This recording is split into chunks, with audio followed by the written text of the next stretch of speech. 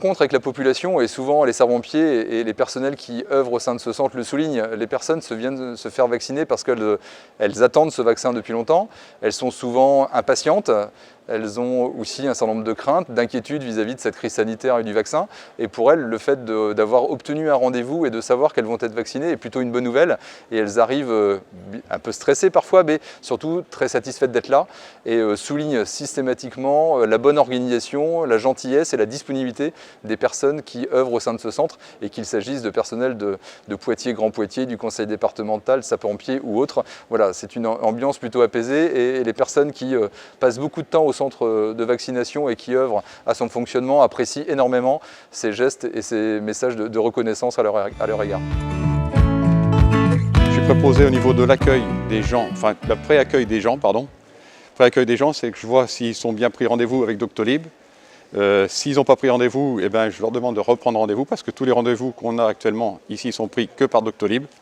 On va dire que ça se passe très très bien, il y a une bonne ambiance, il y a une bonne cohésion du groupe, que ce soit entre les infirmiers, les médecins et puis les sapeurs-pompiers et les agents de nous de Poitiers, tout se passe bien, quoi. Un vaccinodrome, aujourd'hui on est passé à plus de 1500 personnes et on va monter apparemment dans les semaines à venir jusqu'à 2000. Pour moi, oui, c'est assez valorisant, quoi. Je ne pensais pas faire ça dans ma carrière, quoi, on va dire. Alors aujourd'hui, là au centre de vaccination, on est 3 médecins. Donc notre rôle, c'est de guider un petit peu les gens, puis après de les apporter vers les tentes d'éligibilité pour voir s'ils sont bien compatibles ou pas avec une vaccination.